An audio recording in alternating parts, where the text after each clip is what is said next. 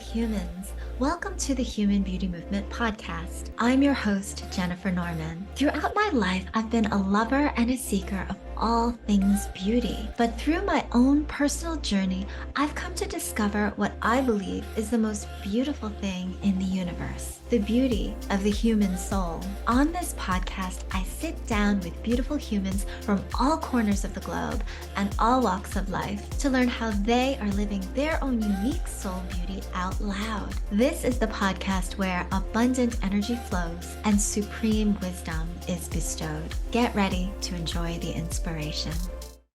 Hello, beautiful humans. I'm Jennifer Norman, founder of the Human Beauty Movement and your host. This podcast thrives on your support. So if you like what you hear, follow us, rate us, review us, and share this episode with everyone you know across your networks. So I have a few questions for you, dear listener. Do you love to travel? Do you love animals? Do you love making a difference? If you answered hell yeah to any of these questions, then you're going to love today's episode. My guest is Nora Livingstone, the CEO and co-founder of Animal Experience International. Her organization empowers animal lovers, students, professionals, and adventure seekers everywhere to travel and make a difference by volunteering with animal conservation programs all over the world. Nora's work has personally taken her to over 45 countries, including Oman, Sierra Leone, Guatemala, and Mongolia, to name a few. Welcome, Nora. Oh, thank you so much for having me, Jennifer. Nora, I am completely intrigued by you and your work. So you have to tell me about your backstory and how you came up with the idea for Animal Experience International. Yeah, well, I would love to say that it was all my idea, but it was mostly Dr. Heather Reed. She's my business partner. I was so lucky to travel a lot when I was a kid. I grew up as a military brat. My dad was in the Canadian Army. And so we moved every 3 years. I got really itchy feet. I've always been on the road. And when I graduated university, I was really lucky that I was able to spend a bit of time, travel, volunteer in a few different countries. And when I came back to Canada, I started as a volunteer coordinator at a wildlife center. And I was getting people to volunteer, and I was telling people all about the adventures that I had when I was in Thailand and Nepal and Korea volunteering, and talking about ethical volunteering. After I left the wildlife center where I worked with Dr. Heather Reed, she sort of just pitched this idea of like, what if we did this as a business? What if we got people to volunteer ethically? We figured out really great placements for them. We found really great volunteers for these amazing organizations. And I said, like, how hard can that be? Let's do it. So that was in 2011. And yeah, we have been growing ever since, which is an incredible dream, to be honest. Amazing. And so tell us about Animal Experience International. Like, what does it involve? Like, if somebody were to be interested, you know, they're animal curious, experience curious, and international curious. What does it do and what does it mean? Yeah. So one of the things that I love about AEI is the fact that anyone can volunteer. So my background is in humanities. I have no business doing animal things. And that is where most of our volunteers come to love animals as well. They have a background that isn't in veterinary medicine, it isn't in vet techery or things like that, but they have a heart for animals, they have a heart for service. And so we definitely have medical placements, but most of our placements are making sure that the local staff members, our centers, are able to keep their professional roles. And so we have vets and techs and scientists that are local, that are at the centers before we're there, they're at the centers when we're there, and they're at the centers when we leave. So we're never taking professional roles, we're not taking away jobs from the local community. And we're also making sure that all of the programs are for the local community. It's not a bunch of people who are, that look like me, a cis-het white Canadian going to another country and saying, this is how you help animals. I don't know how to help animals everywhere. So it's a lot of listening. And so our placements are so amazing because it's everything from wildlife rehabilitation in Guatemala to elephant sanctuary work in Thailand, wild horse conservation in Mongolia. And everything the volunteers are doing is very transparent transferable. So if you are volunteering at a wildlife center in Guatemala, you're doing feeding, cleaning, enrichment, and all the things that a veterinarian doesn't need to do, but anyone can do. So if you love animals and you know how to cut a banana, or you are willing to learn how to cut a banana, you can help howler monkeys in Guatemala. You can also help elephants, now that I'm thinking about it. Bananas, all animals love bananas. And so it's so great because our volunteers have a heart for, we'll say, horses, and we have this wild horse conservation in Mongolia. We also have a horse sanctuary in Spain, and it's the same thing. You go there, you don't have to have a background, you just have to love animals, and all the teaching is on the ground. All of your orientation is when you're there, so you know exactly how to help those specific animals in that specific community, which is incredible. So it's like an all-inclusive trip that we set up for the volunteers, but instead of laying on a beach, which is amazing, which everyone should do, you are doing some animal stuff on the side. Now, if you do volunteer with sea turtles, you do also get to lay on a beach. So you get to have both experiences.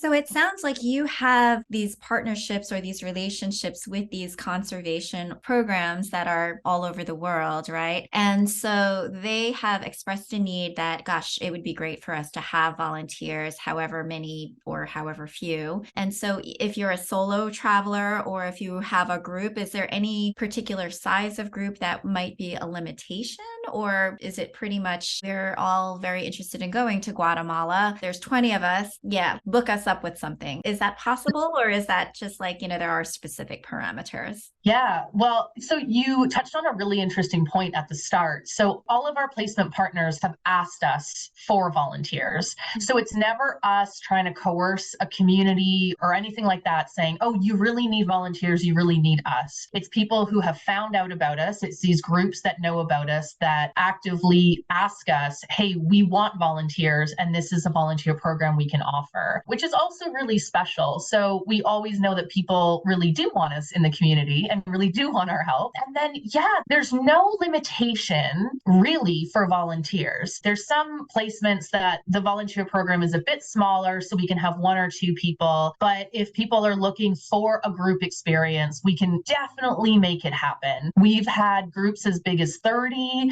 We've had our youngest volunteer was 5. He went with his mom, of course, and helped with sea turtle conservation in Costa Rica. Our oldest volunteers, our youngest at heart volunteers, I'll say, were in their 80s, and they live across the country from each other in America. And every year they meet in a different country and volunteer. And so they met in Nepal and did some dog work there, which was just so amazing and so beautiful. And so I think it's so special. I go to all the placements first to make sure that they're safe, they're ethical. I can get the lay of the land and understand everything. And then I talk with all the volunteers before they go away. So I'm able to say like, oh, this is who is picking you up from the airport. This is what this looks like. And then I can also make the experience just more holistic for what people are looking for. So if it is a family reunion or if it is a group of students celebrating their graduation, it can look just a little bit different. And I can figure out this placement will work absolutely for you at this time. And then with some insider knowledge, like make sure you check this out when you're done volunteering. I'm curious about any kinds of restrictions because I know that there might be people who might be somewhat disabled or there might be a language barrier or anything like that. Is there anything in particular that you'd say, oh, okay, this is something to consider if you are, for example, in a wheelchair or have any kinds of mobility issues? Yeah, so all of our programs do operate in English. Some of our veterinarians don't speak English, but we always have a volunteer coordinator and we have people on the ground that can do translation if needed. And so, yeah, knowing English, having good working knowledge is great. And then we've had quite a few different accessibility needs for our volunteers. And so some of the programs would not work if people were in a wheelchair. Guatemala has like quite a few different steps that people have to go through, but very easily, if someone was in a wheelchair, they could volunteer in Nepal. We have had volunteers that were needing a bit of help because they were been deafened, and that was totally fine. We're able to give them tons of information at the start that they could read before they went over for orientations. Not every placement will work for every person,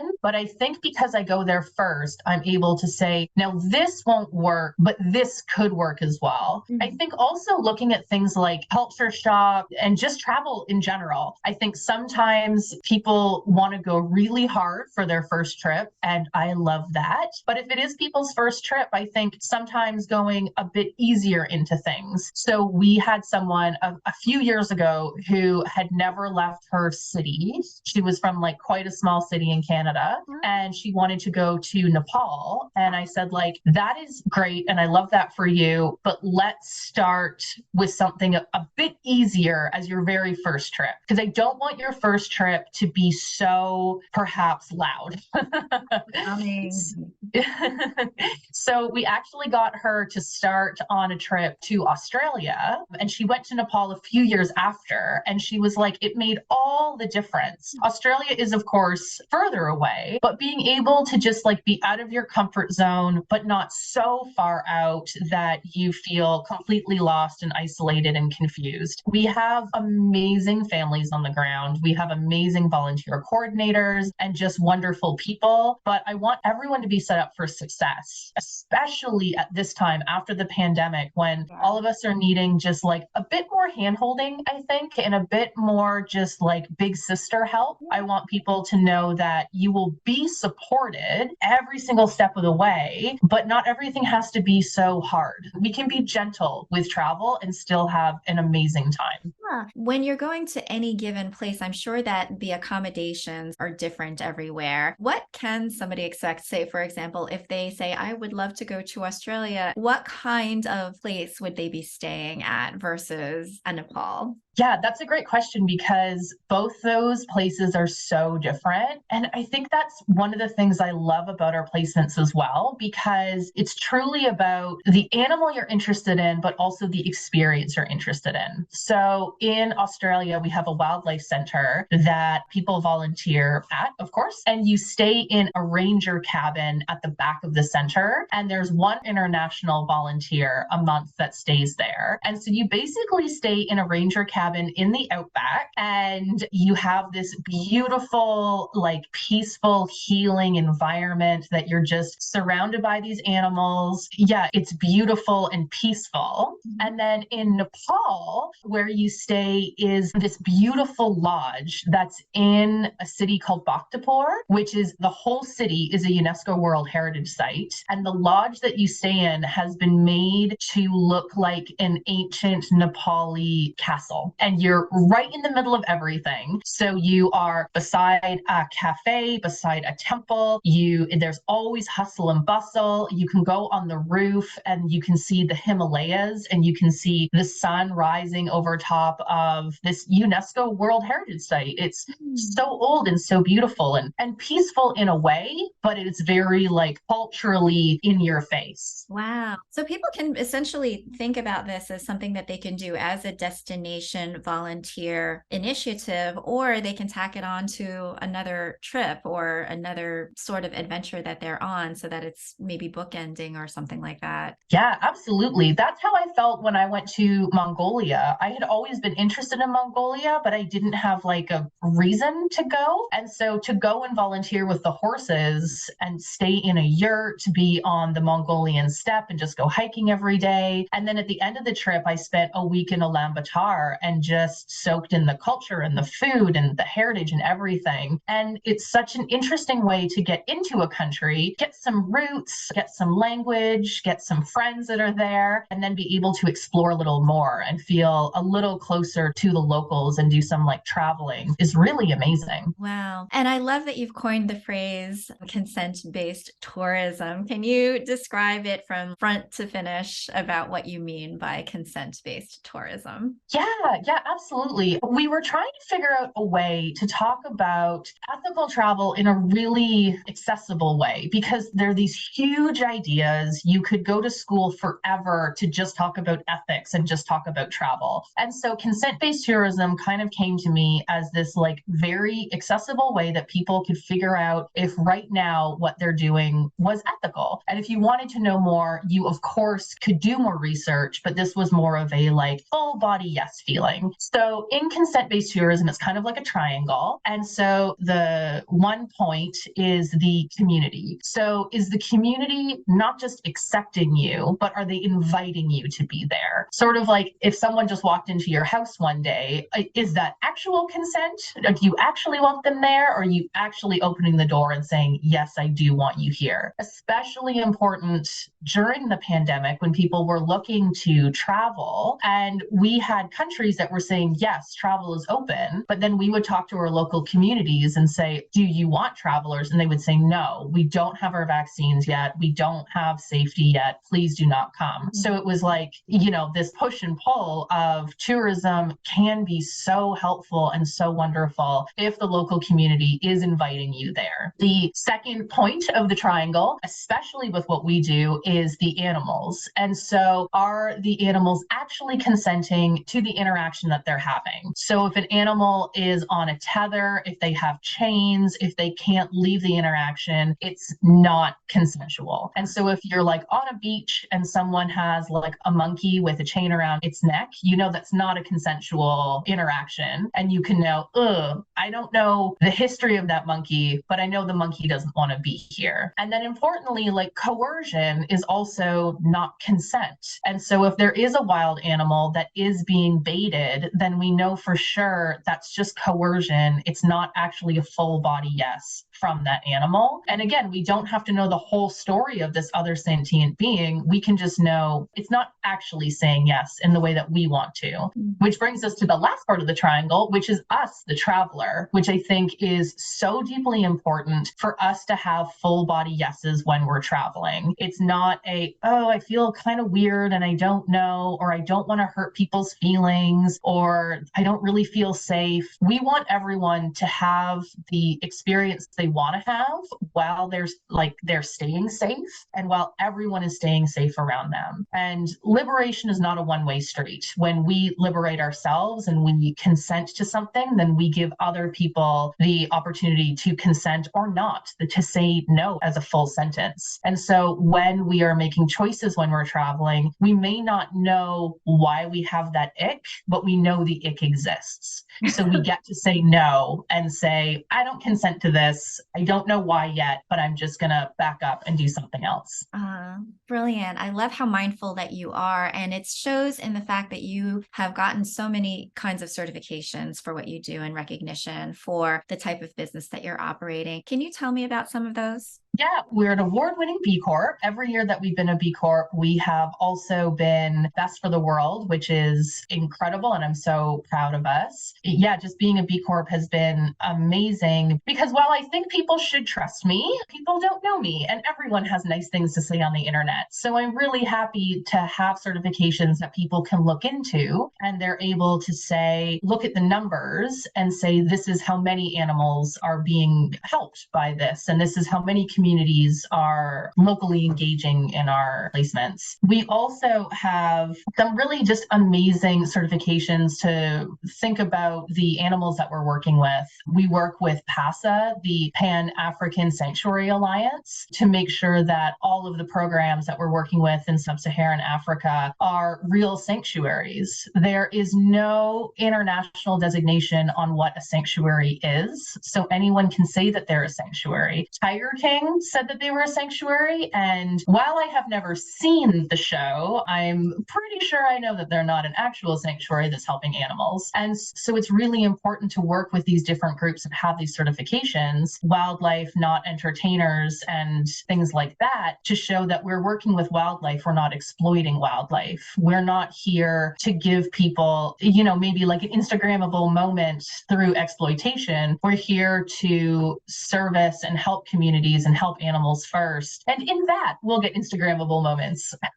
Yeah, and you touch on an interesting point because I think that that is something that unfortunately is kind of rampant, isn't it? It's the exploitation and it's the mistreatment of animals or of local culture. I mean, clearly that's one of the reasons why you said, that's not going to be my business. I want to do things in a different way.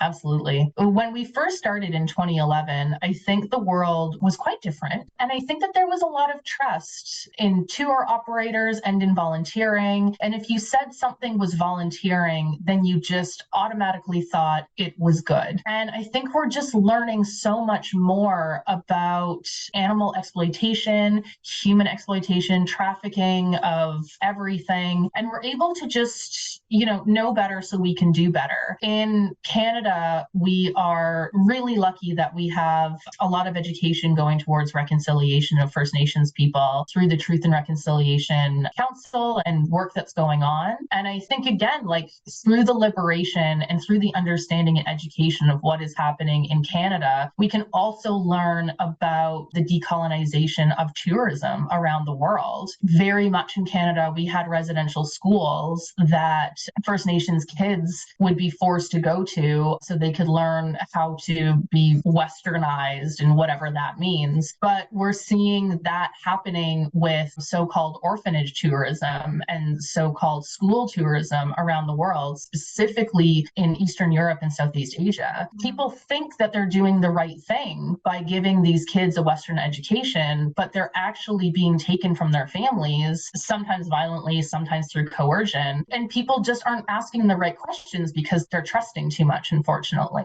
And so I think it's really important for us, even though we work in the animal field, to sometimes talk about why we exist. We exist because the counter exists. We exist because there are unethical things that are happening and there is exploitation. And just asking questions will honestly free all of us to really understand why we're here and how we can actually help. Wow, it's really eye-opening. And yeah, sometimes it's not as easy to do your homework, but knowing that there are great organizations like yours that are really, deep down into the soul and fiber of how you started and why you exist. I mean, it's meaningful and it's very important. Now, another part of what you're doing, obviously, is booking the travel. And so it behooves me to not talk about like the sustainability, the CO2 emissions, and how that could potentially be offset in terms of being able to be as sustainable as possible as well. Can you talk a little bit about that? Yeah, absolutely. When we first started, we definitely were like, well, what does this look like?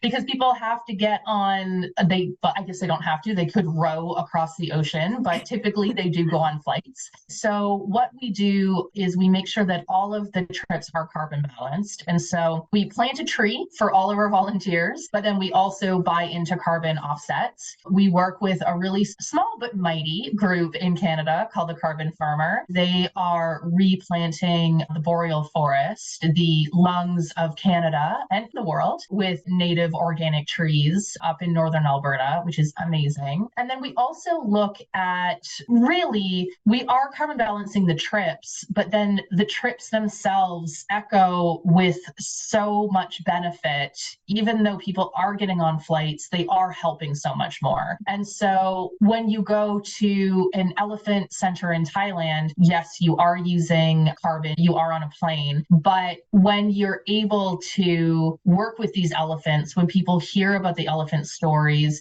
when you're able to change your life just a little bit on this service trip, you yourself then are becoming a better, maybe not better, you're becoming a different traveler. You're understanding your footprint a little more. And if you're going to be on a plane anyway, let's make sure that you are on a plane to go help animals. When you go to Costa Rica, you also take part in quite a big mangrove rehabilitation, reforestation area. And so it's, again, like there will always be a cost, unfortunately, to being alive. There's always carbon that's being in the atmosphere on what we're doing, but we're trying to be really mindful with investing in really great programs and really great people who are making sure that everything that is existing because of the travel is worth it because of the conservation and the welfare and the reforestation that's happening. Yeah, Yeah, no, I appreciate the fact that you're so forthcoming. And it's important to know that, yes, there is reforestry initiative happening to help offset that